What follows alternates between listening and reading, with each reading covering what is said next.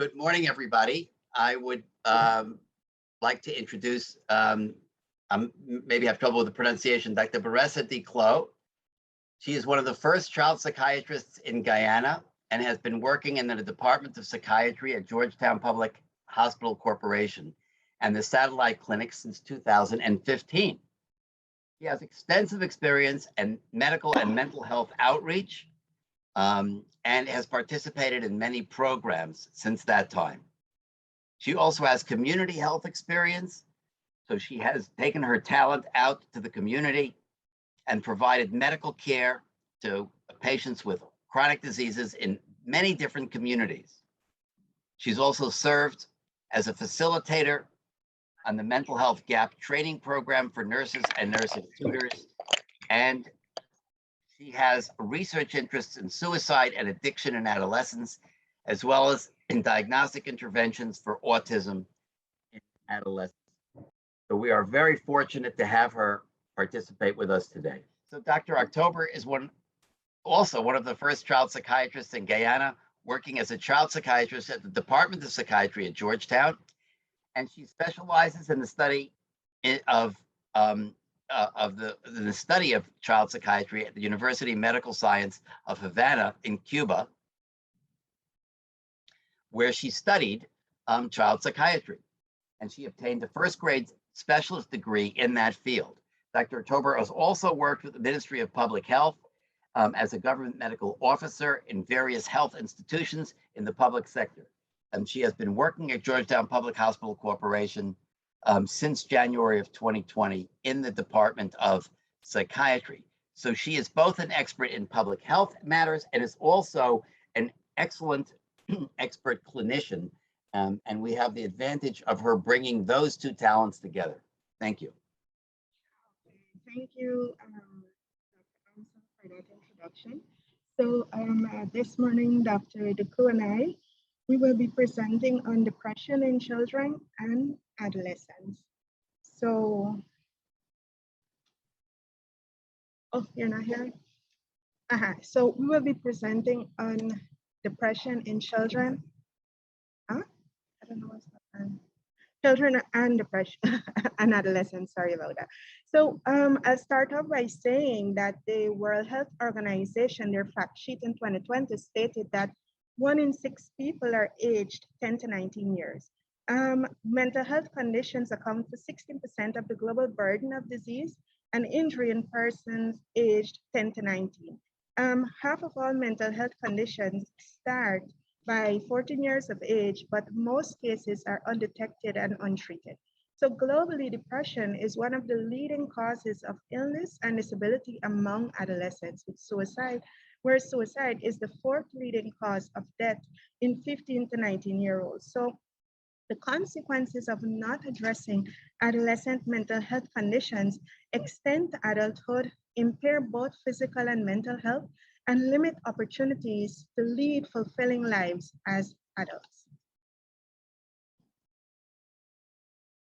So depressive disorders, really they're a group of illnesses characterized by excessive or long-term depressed or irritable mood, loss of interest in activities that were enjoyable, and they're generally accompanied by changes that are somatic or physical and cognitive. And these together significantly affect individuals' capacity to function. These symptoms can severely disrupt the person's life. Oh my God. So historically, the recognition of child and adolescent depressive disorders did not emerge until the late 1970s. Before then, depression was thought to be rare in childhood. And in addition, many clinicians believed that if children did experience depression, it was expressed by behavioral disturbances and somatic concerns. So it was basically termed mass depression when it is that they were treating these patients. So the children who presented with behavioral or physical symptoms, these symptoms were easily identified. However, cognitive and affective aspects were less identifiable. In the late 1970s, many investigators, however, demonstrated that the children and adolescents met adult criteria for major depressive disorder. So according to the DSM-5, the depressive disorders include disruptive mood dysregulation disorder, persistent depressive disorder, premenstrual dysphoric disorder, substance medication-induced depressive disorder due to another medical condition, other specified and unspecified depressive disorder. Now, major depressive disorder, which falls within this group, will be the focus of the conference today. So the prevalence of this disorder increase in frequency with increasing age. In preschool aged children, it's 0 to 3%, and in school aged children, it's 2 to 3%. So there is the same frequency in boys as in girls. The prevalence, however, increases in adulthood, in adolescents to 7.5%, and it's 2 to 3 times more likely in females than in males. The cause of depression is complex and multifactorial. So its neurobiology is a result of interactions between biological vulnerabilities and environmental influences. So these biological vulnerabilities result from the children's genetic endowment, where depression has a heritability of 15 to 65%.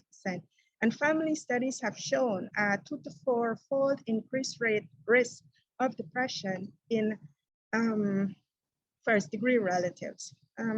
Environmental influences include low levels of parental warmth, high levels of hostility and conflict, parental mental health issues or substance use, which basically would affect the way how parenting actually occurs. And this makes it difficult for them to meet the child's emotional needs and provide a confiding relationship.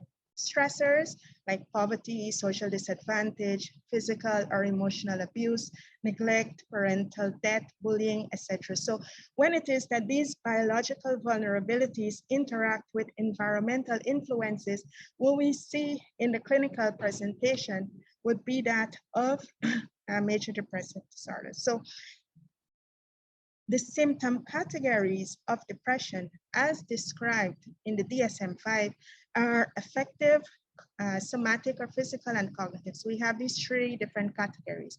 So the symptoms, the affective symptoms would include irritability and low frustration tolerance.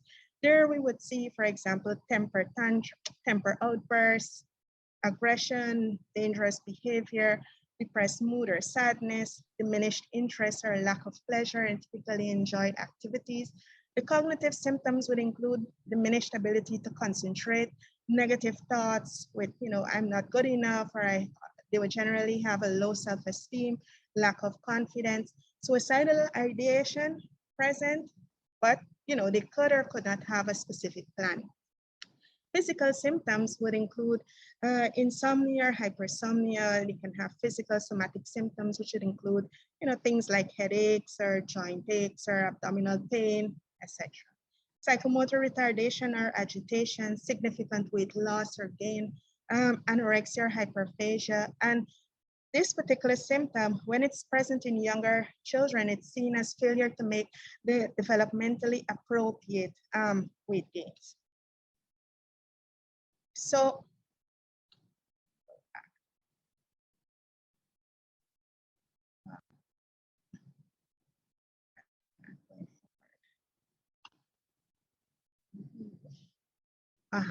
okay.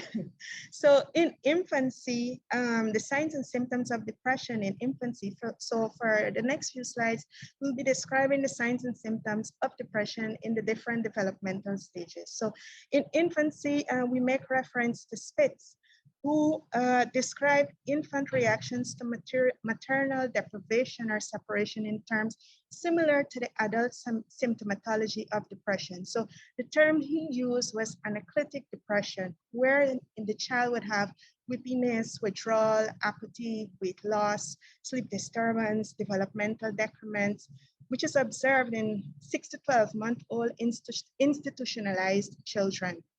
Recently, in a Moroccan study in 2021, this study, which comprised of a control group, confirmed the validity of Spitz's description, and it placed social withdrawal at the center of anaclitic depression.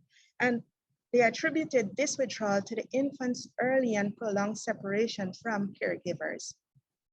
In preschoolers, we would see irritability, sadness, excessive crying, vegetative disturbances, which would include insomnia, decreased appetite, hyperactivity, temper tantrum, absence of normal play would include the behavioral disturbance. In school-age children, we would find sadness, negative reports about their behavior, intelligence, appearance, or acceptance by peers, frequent somatic complaints such as fatigue, stomachache, or headache. We would be socially withdrawn, refuse to basically engage with friends or participate in extracurricular activities, hobbies, or other interests that they might have. Basically, they want to be isolated, stay in their rooms, not socializing. There is increased sensitivity to perceived criticism or rejection. Behavioral problems with anger outbursts, thoughts of death or suicide could be present. And in adolescents, basically what we would have, they would basically say, oh, I'm bored, would be irritable, symptoms of anxiety can be present, feeling of hopelessness. They also would be withdrawn from friends and isolated from family when they're at home. The sadness can be expressed. Well, they would say they're feeling sad if they are at this age, they can.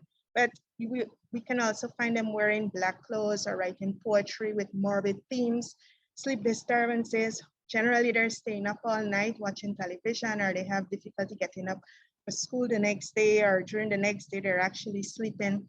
There's lack of motivation, which results in skipped classes, inability to concentrate, and lower grades, so their academic performance is actually affected. Loss of appetite, or they can have compulsive eating. We can have rebellious behavior, use of alcohol and other drugs, promiscuous sexual activity, somatic complaints or chronic fatigue. They would express preoccupation with death and dying, and suicidal ideas and suicide attempts, and even completed suicides can be present in this issue. So the symptoms of atypical depression needs to be mentioned because they're associated with a younger age of onset in depression. So these symptoms would include mood reactivity, where the mood would get better in response to actual or potential positive events. There is significant weight gain or increase in appetite, hypersomnia. You can have latent paralysis when they say they feel, like if their arms or legs are heavy, and rejection sensitivity. So with the DSM-5 diagnostic criteria, we need to have at least 5 of the symptoms that are stated that should be present for at least 2 weeks. And of these 5 symptoms, one has to be a depressed mood or loss of interest. Now, these symptoms have to clinically cause significant distress or impairment in social, occupational, or other important areas of functioning, and the episode is not attributable to physiological effects of a substance or any other medical condition. So I now pass you over to Dr. Clou.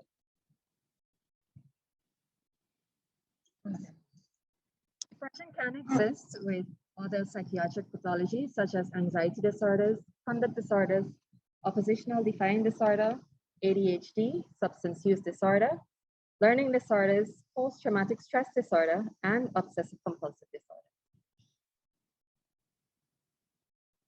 The diagnosis for depressive disorder. In order to establish a diagnosis for depression, firstly, we must obtain or have a good clinical history.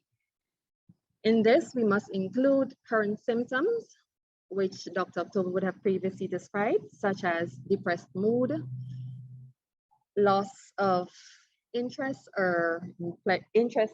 in pleasurable activities, decrease in concentration, lack of energy, feeling of guilt or hopelessness, changes in sleep pattern, changes in appetite.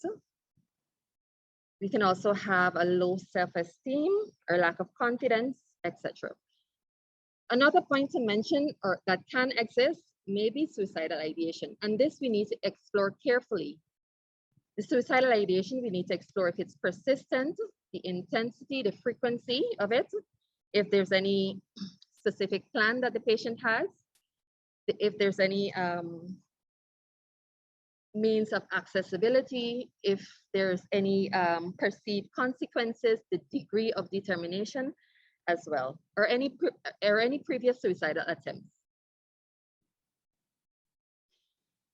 Once we have this done, we need to obtain information about the psychosocial history, which includes history of any chronic illnesses or any coexistent mental condition or mental disorder, family history, more so first and second line family members that may have mental disorder, mood disorders such as depression or bipolar disorders,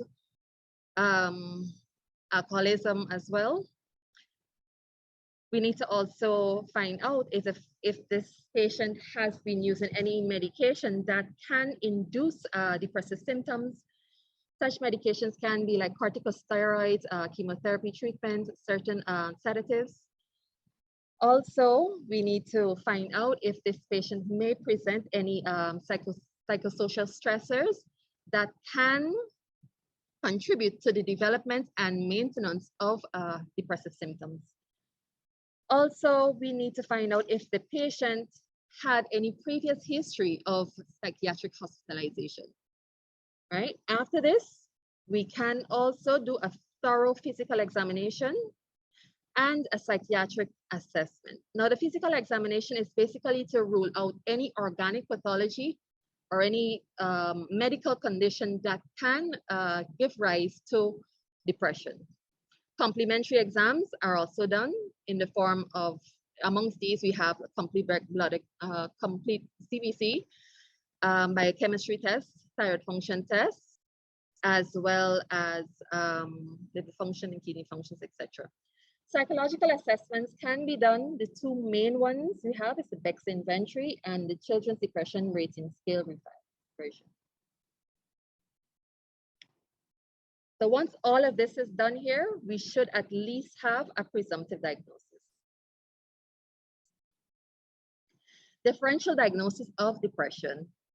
Amongst these, differential diagnoses basically are other pathologies that may present depressive symptoms. In this case, we can have, firstly, we need to rule out an organic cause. Once that's ruled out, then we can determine determine a psychiatric pathology. So we have depression secondary to chronic illness. In the case of, we have brain tumors, epilepsy, adrenal and thyroid dysfunction, cerebrovascular diseases, immunosuppression, etc. Depressive disorder secondary to substance use or secondary to the use of medications. As I would have previously mentioned, there's certain drugs that can cause depressive symptoms. Mood disorders such as cyclothymic disorder, dysthymia, bipolar 1 and 2. Eating disorders, for example, anxiety disorder, bulimia, bulimia and anorexia, anxiety disorders such as separation anxiety or generalized anxiety disorder, as well as adjustment disorder with depressed mood. Bereavement is also another differential diagnosis because oftentimes persons, that are going through grief, you tend to mix the terms and say, okay, this person is depressed, but really and truly, it's normal grief that they're passing through. Good. Treatment. Now, when it comes to treatment, there are two aspects of treatment that is very important: the non-pharmacological aspect as well as the pharmacological aspect. In the non-pharmacological aspect, we have the psychoeducation, and this includes educating the patient as well as the family about their disorder. And this would include the symptoms associated with it. If it is that at that time, any medication or treatment is involved, they need to also explain about the medication, the risk and benefits and so on, as well as the benefits of maintaining a healthy lifestyle, sleep hygiene, increase in enjoyable activities, and family support is very crucial in the treatment process. Also, we have psychotherapy, In psychotherapy, we have supportive psychotherapy that includes problems equipping the patient with problem-solving techniques, stress management, and pleasurable events. Cognitive behavioral therapy, which is known as CBT, the aim of this basically is to reduce or alleviate the symptoms of depression and to prevent reoccurrence of these symptoms. Family therapy, this is quite useful in cases whereby the stressor or there's conflict and there's disharmony, and that plays an important role in, or that is the element that is actually causing the causing factor of the depression. And we go on to the pharmacological aspect. In the case of children and adolescents, thus far we have the selective serotonin reuptake inhibitors, known as the SSRIs, which is actually the drug of choice in treating patients with depression if there are no psychotic inclusions.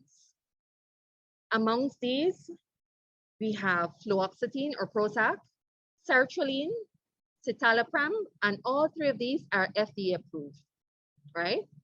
So when treating children with depression, it's a little different from the adults, We want to start off on very low dosage and then increase if it's necessary, right? The minimum time that the medication should be used is a 6-month period. And there's evidence-based studies that would have shown that CBT, or cognitive behavioral therapy, which is a non-pharmacological method combined with the use of psychopharmacals, right?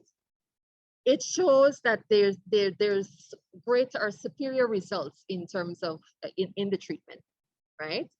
Once there are psychotic features included, then we must consider the use of antipsychotics. And amongst these are risperidone, olanzapine, quetiapine, and Halidol.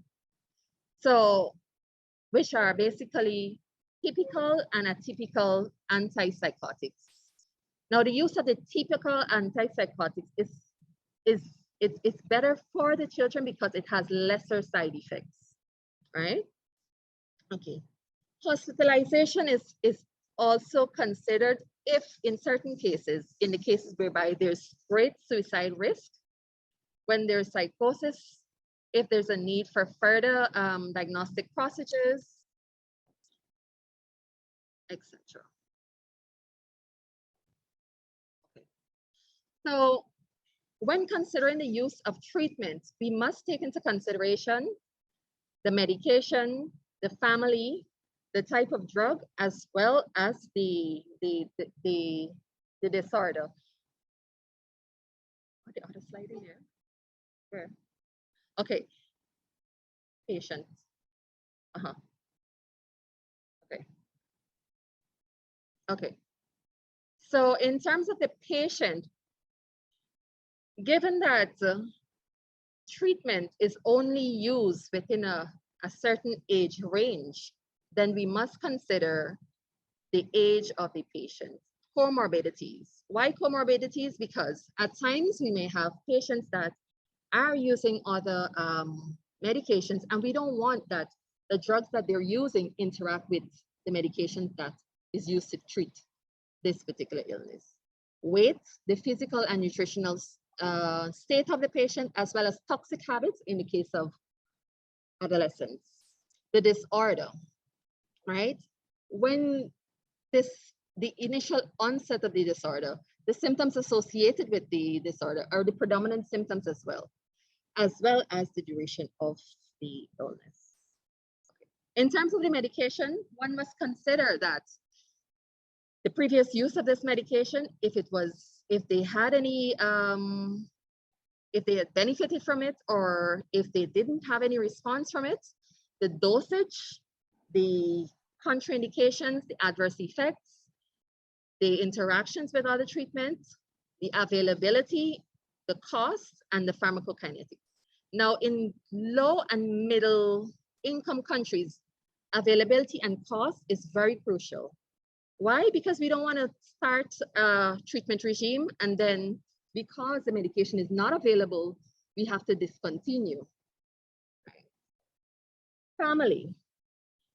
Because we're dealing with what we call term minors, right? It's important to have an informed consent signed, right?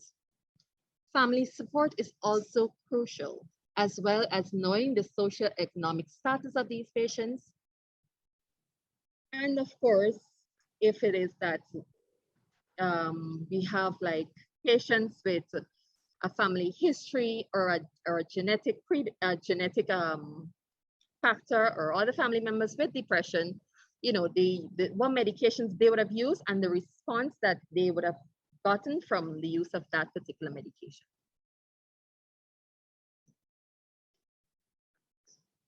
Okay, so we're going on to the risk factors of depression. We have risk factors as well as protective factors. This slide here talks about the risk factors. In the risk factors, we can divide it into individual risk factors, family, as well as community. For the individual risk factors, we have low self-esteem or insecure attachment, physical and emotional abuse, stress, or any traumatic event that would have occurred recently, chronic illnesses or mental illnesses, poor academic performance, substance use, bullying and peer rejection, or physical impediments. Family risk factors, we have parental depression, as I would have previously mentioned, that genetic predisposition, dysfunctional families, absence of love and harmony, family crisis in the case of death, divorce, unemployment of a family member, etc. Abuse and neglect, inconsistent parental styles, as well as poor communication. The poor communication could be between parent and child or amongst siblings, conflicts. And in community, of course, we have marginal zones or communities, absence of social support, absence of a mental health facility, as well as absence of recreational facilities. So all of those are risk factors of depression. Now, protective factors.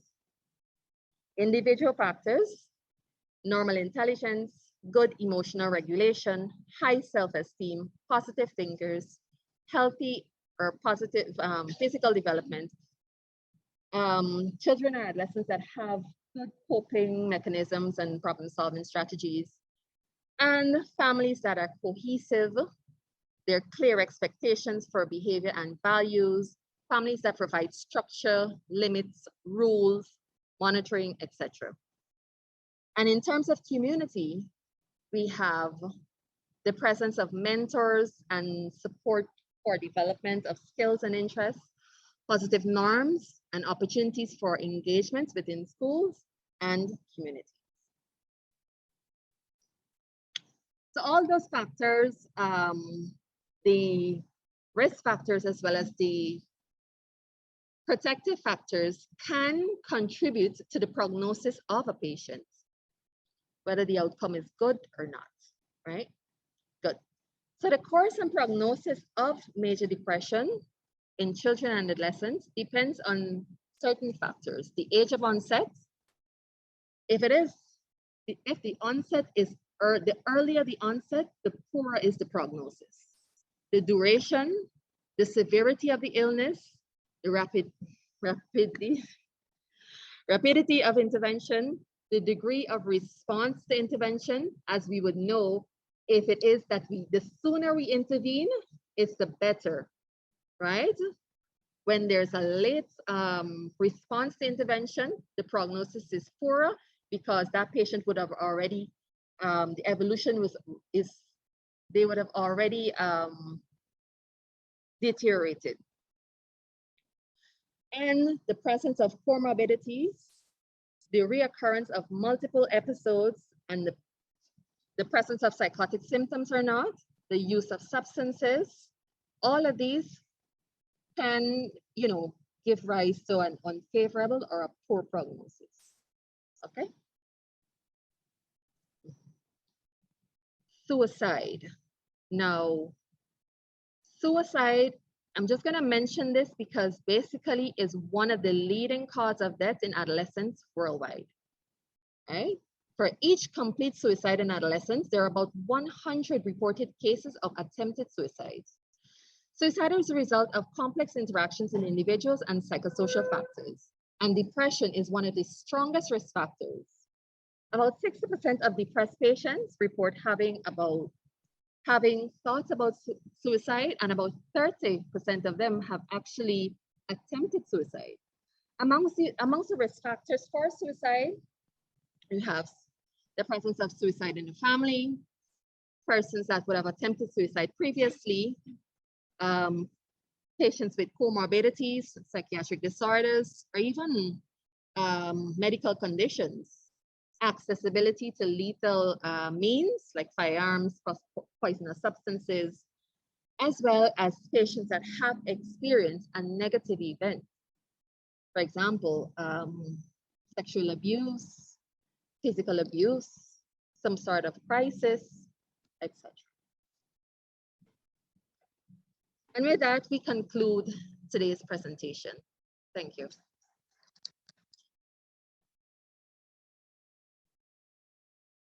Questions?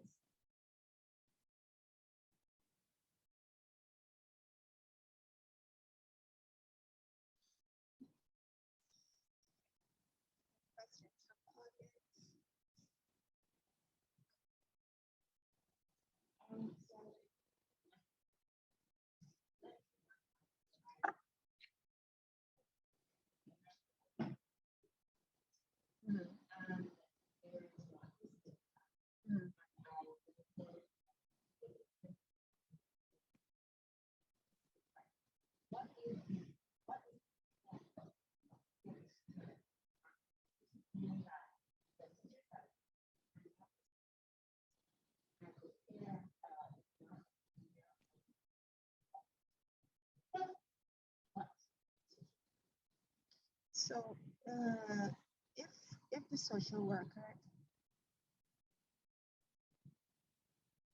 oh, you didn't hear the question? He said he didn't hear the question. She's referring to a child with special needs who has autism, and who appears to be depressed. What is it that, as a social worker, how should she, move forward?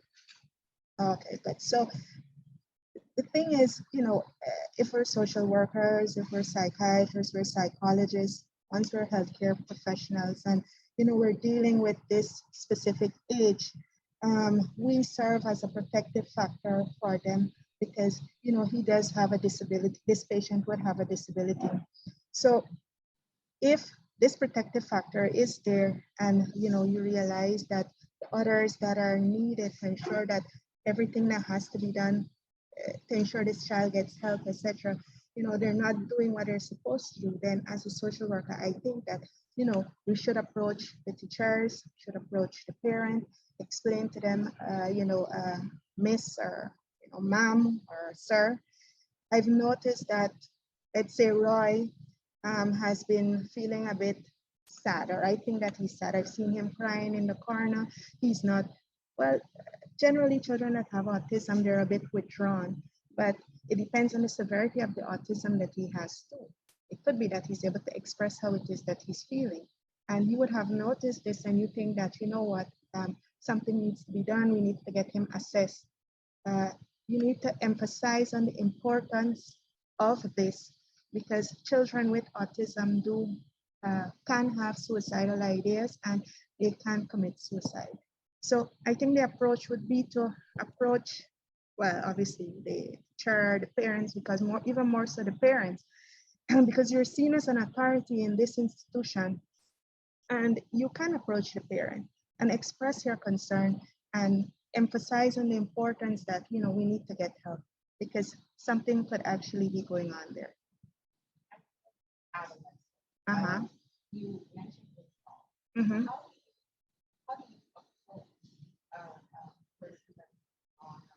show signs of depression without pushing them away. Okay. So the thing is that so adolescents by themselves, they're a special group. You know, they're going through the crisis. They're trying to find their identity with themselves.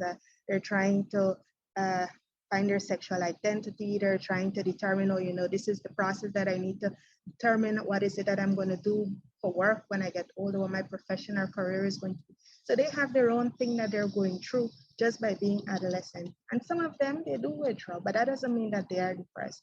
Now, the thing is that with depression, even if it is that we just have one symptom, that doesn't mean that, you know, the person is depressed. You need to have more than one symptom, as the diagnostic criteria would have stated. We need to have at least 5, with one being depressed mood or irritability or, you know, loss of interest in activities, etc.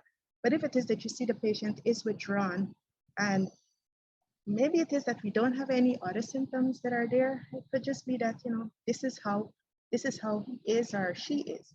But if it is that you want to approach the person because you think that it's a bit alarming and you find that there are other symptoms that are actually there, then we need to, it depends who the person is. If it's a family member, if it's a teacher, if it's a friend, because the approaches would be a bit more different. If it's a friend of the adolescent, you know, generally they would have similar activities that they have interest in. So, you know, you should go to the person, you would ask, you know, what's going on, if you want, or you can befriend the person when you see that they're by themselves.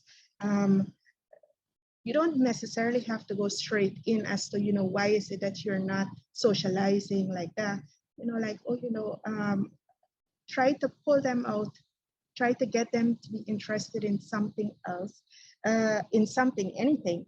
And little by little, they might actually, you know, start to come out of it. If not, and it's really something else, then you would definitely start to see other symptoms being there. So I think the approach is, you know, if it's a friend, it's different. If you're a parent, it's different. If you're a teacher, it's different. Because generally, you know, the parents and the teachers, they're seen as authority figures, and many times, you know, when it is that you approach the children, if it is that you don't have a good relationship with them prior to this withdrawal, it's going to be difficult to try to pull them out. And if it is that you're going to try, even though you might have had a bad, not so much of a, you know, good relationship, then, you know, you would want to show concern. You would want to, you know, find out how it is that they're feeling. Again, everything is drawing them out into different activities, distracting them, etc. I think, I don't know if you want to add anything to that. Yeah. Definitely, no problem. Yeah. Has there ever been a point because there's a need that has comorbidity ever caused misdiagnosis? So it depends on who is the person that's actually diagnosing. So the mental health professionals are trained to how you sift out. As Doc would have mentioned, so generally we have these comorbidities, we have these comorbidities that are there. So we have our depression, and then we have something else that's there with the depression. In order for this other thing to be termed a comorbidity, we have to have separate diagnostic criteria for that. So a comorbidity, or a psychiatric comorbidity, it's when it is you have a specific disorder, you would have gotten the diagnostic criteria for that disorder, and then you have other signs and symptoms that are there that fit the criteria for another disorder. So where confusion, etc., is concerned, maybe it would come maybe with the differential diagnosis, but with the comorbidities, you know, they're separate entities that would have a specific clinical presentation that would fit for A and B. So the confusion really, you know, and the persons who would be doing the diagnosis are trained, and they will be able to, you know, adequately identify symptoms and state, you know, this and this is what A and B, they are as comorbidities. But with differentials, yes, we can have sadness, or we can have depression, and then we have all of these other differentials that are there, so you can be a bit confused. So there you would go sifting through, trying to find in patient A, they have this. Okay, good. Yes, we have a clinical presentation. We fit the diagnostic criteria and we diagnose this. So, you know, some of the, just to complete, to conclude, some of the confusion can appear maybe if it is that the person who's diagnosing isn't like properly trained, or maybe because in the diagnostic process, you know, we go through a lot of steps, as Doc would have mentioned, the interview, the psychiatric examination, the MSE, the physical examination, complementary exams. So we do a lot of stuff to get to a diagnosis. And there are many times when you know, like when you're doing history taking, and so sometimes if, especially when it's, you know, children, it's not only the child or the adolescent, it's with the parent too.